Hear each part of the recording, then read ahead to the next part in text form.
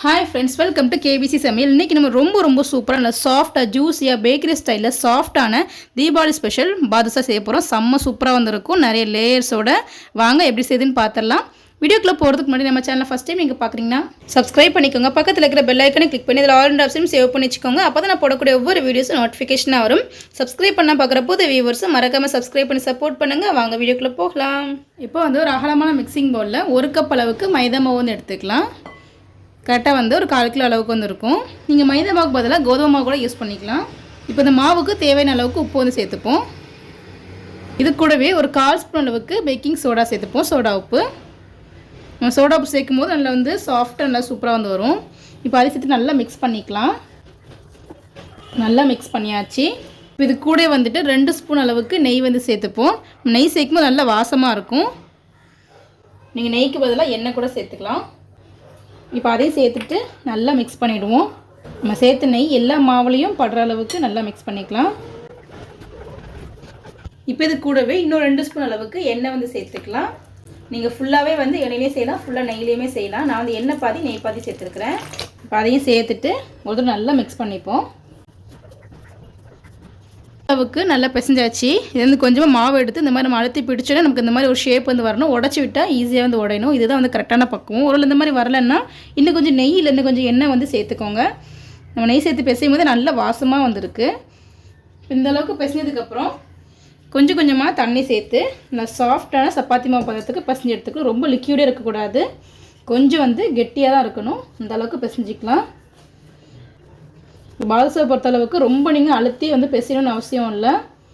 கொஞ்சம் ஜென்டலாகவே பிசைஞ்சிக்கோங்க. அப்போ தான் நமக்கு நிறைய லேயர்ஸ் வந்து கிடைக்கும். இந்த அளவுக்கு நல்லா பிசைஞ்சாச்சு. ரொம்ப அழுத்தம் கொடுத்து பிசைய வேணும், இந்த அளவுக்கு இருக்கணும். இந்த மாதிரி எடுத்தோன்னா நமக்கு நிறைய லேயர்ஸ் வந்து நமக்கு கிடைக்கணும். பார்த்தாலே தெரியும் இந்த அளவுக்கு லேயர்ஸ் வந்து வரணும். ஸோ ஜென்டலாக இந்த மாதிரி நல்லா வச்சுருவோம். இதுக்கு மேலே எண்ணெய் எதுவும் தடவை வேணாம். நம்ம நிறைய நெய் எண்ணெய் தடவிக்கனால நல்லா சாஃப்டாகவே இருக்கும். இது அப்படியே வந்து மூடி போட்டு வச்சுருவோம். இது வந்து 1 மணி நேரம் நல்லா வந்து ஊறட்டும். இப்போ 1 மணி நேரம் ஆயிடுச்சு. மாவு நல்லாவே சாஃப்ட் ஆயிடுச்சு. நீங்கள் 1 மணி நேரம் ஊற வச்சதுக்கப்புறம் நீங்கள் மறுபடியும் ஒரு தடவை பிசைய வேண்டாம், அப்படியே வந்து உருட்டிக்கலாம். செம்ம சாஃப்ட் ஆகிடுச்சு, பார்க்கறதுக்கே தெரியும். இப்போ உங்களுக்கு தேவையான அளவுக்கு நல்லா உருட்டிக்கோங்க.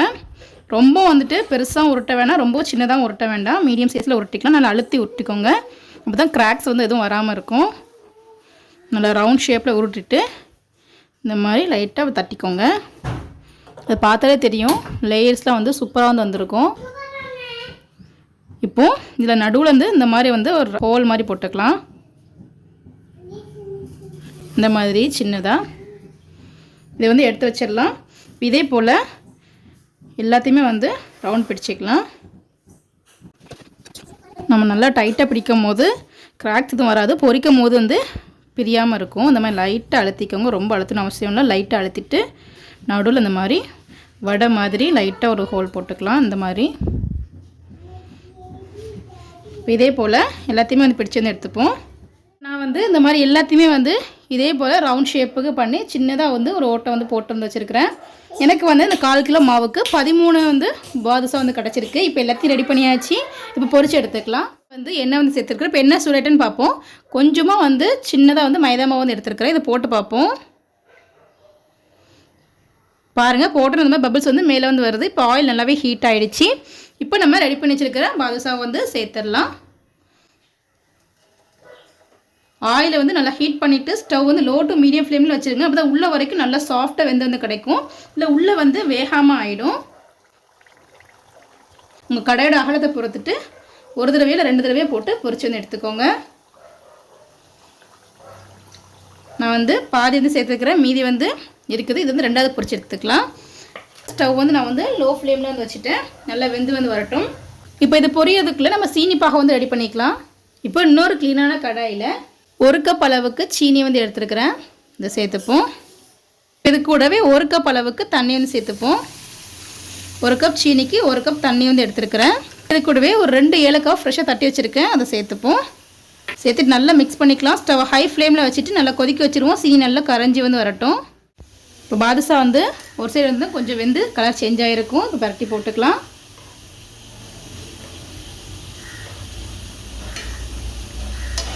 ஸ்டவ் கம்ப்ளீட்டாக லோ ஃப்ளேம்லேயே வச்சு நல்லா 2 சைடு பிரட்டி போட்டு ஈவனாக நல்லா வந்து பொன்னிறமாக வர அளவுக்கு பொரிச்சு வந்து எடுத்துப்போம். பாருங்கள் சீனி எல்லாமே நல்லாவே வந்து கரைஞ்சிருச்சு.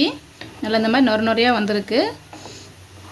இப்போ சீனி நல்லா கரைஞ்சிச்சு. இப்போ வந்து ஒரு கம்பி பதம் மட்டும் வரட்டும், ரொம்ப வந்து முருகிடக்கூடாது. பாருங்கள் இங்கே பாதுஷாவுமே நல்ல கலர் சேஞ்ச் ஆகிருக்கு.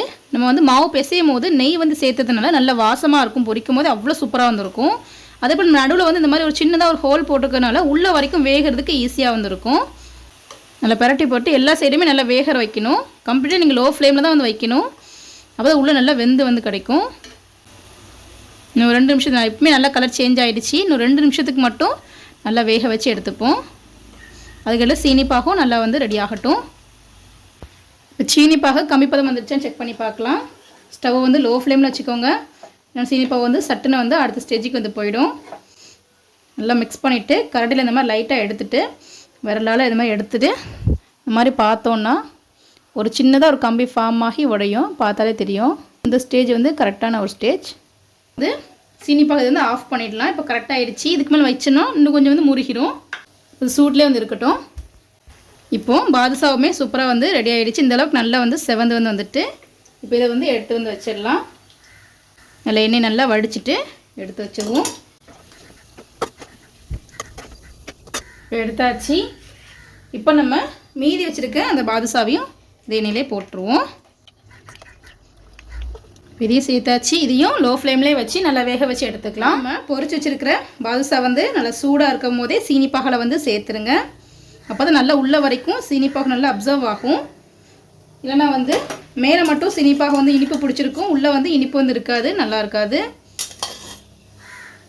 பாதுஷாவும் சூடாக இருக்கணும், சீனிப்பாகவும் சூடாக இருக்கணும்.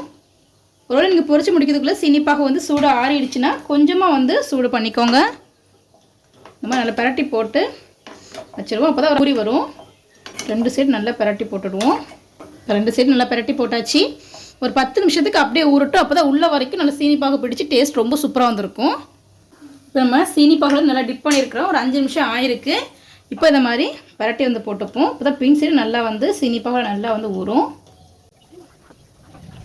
நீங்கள் நல்லாவே வந்து இனிப்பு சாப்பிட்றீங்க, நல்லா ஜூஸியாக வேணும்னா இன்னொரு அரை மணி நேரம் நல்லா ஊற போட்டுக்கோங்க. நல்லா செம்ம சாஃப்டாக ஜூஸியாக வந்து ஆயிரும்.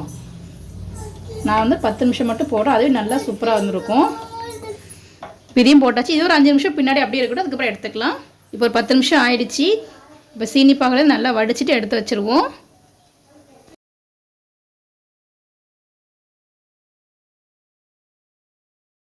இப்போ எல்லாத்தையும் எடுத்தாச்சு. மீதி இருக்கிறதையும் நல்லா ஃப்ரை பண்ணி எடுத்துக்கலாம். இப்போ இதுவும் நல்லாவே வந்து பொரிஞ்சிட்டு பார்த்தா தெரியும் நல்லா கலர் சேஞ்ச் ஆகிடுச்சு. இப்போ இதையும் எடுத்து நம்ம சீனிப்பாகலை வந்து சேர்த்துடலாம். ஃபஸ்ட்டு சொன்ன மாதிரி சீனிப்பாகோட சூடு வந்து குறைஞ்சிருந்துச்சின்னா லைட்டாக சூடு பண்ணிக்கோங்க. அது ரொம்ப கெட்டியாக இருக்கும்போது நம்ம சேர்த்துட்டோம்னா சீனிப்பாக வந்து உள்ள வரைக்கும் வந்து பிடிக்காது, மேலே மட்டும் தான் வந்து பிடிச்சிருக்கும். இப்போ சீனிப்பாகலை எல்லாத்தையும் சேர்த்தாச்சு. இப்போ அதே போல் ஒரு 10 நிமிஷத்துக்கு சீனிப்பாக நல்லா போட்டு எடுத்துக்கலாம். இந்த 2 சைடும் நல்லா வந்து போட்டுப்போம். இப்போ நம்மளுடைய ரொம்ப சாஃப்டான ஜூஸியான பேக்கரி ஸ்டைல் பாதுஷா ரெடி ஆகிடுச்சு. செம்ம டேஸ்ட்டாக இருக்கும். பிகினர்ஸ் கூட அவ்வளோ ஈஸியாக செய்யலாம். கொஞ்சம் கூட சொதப்பல் வரவே வராது. அவ்வளோ பர்ஃபெக்டாக வந்து வரும். ரொம்ப ஈஸியான ஒரு ரெசிபி. இந்த தீபாவளிக்கு கண்டிப்பாக நீங்களும் வீட்டு ட்ரை பண்ணி பாருங்கள். எப்படின்னு சொல்லி கமெண்ட் பண்ணுங்கள். இந்த வீடியோ உங்களுக்கு பிடிச்சிருக்குன்னு நினைக்கிறேன். பிடிச்சிருந்தா லைக் பண்ணிக்கோங்க. உங்கள் ஃப்ரெண்ட்ஸ் அண்ட் ஃபேமிலிஸ்க்கும் ஷேர் பண்ணுங்கள். இது போல் நிறைய வீடியோஸ் பார்க்கணும். மறக்காம சேனலுக்கு சப்ஸ்கிரைப் பண்ணிக்கோங்க. நம்ம சேனல் தீபாவளி பலகாரங்கள் நிறைய ரெசிபி போட்டிருக்கோம். அதோட டிஸ்கிரிப்ஷன் கொடுக்குறேன். மறக்காம செக் பண்ணி பார்த்துக்கோங்க. ரொம்ப ஈஸியாகவும் இருக்கும். ரொம்ப டேஸ்ட்டாகவும் இருக்கும். தேங்க்ஸ் ஃபார் வாட்சிங்.